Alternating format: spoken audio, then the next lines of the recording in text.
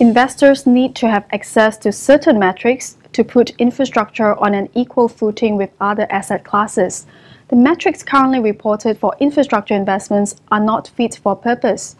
NAVs, for example, are based on appraisal and can be affected by the steel price issues that leads to smoothing and underestimating the volatility of returns. The use of constant IRRs also precludes computing the correct risk measures when risk measures are expected to change over time. The challenge is that infrastructure investments are extremely illiquid. Individual firms are seldom traded, and that makes it very difficult to apply methods used in other private investment spaces, such as real estate or hedge funds.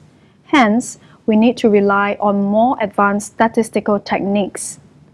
Using our models, we can derive a robust estimate of expected cash flows in the statistical sense and the volatility controlling for the attributes of different types of infrastructure firms.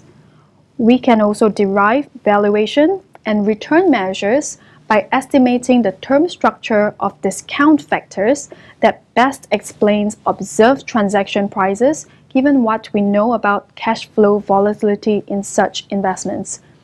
The combination of advanced cash flow models with adequate pricing models allow us to derive all the necessary risk and performance metrics that can put private infrastructure investments on an equal footing with other asset classes.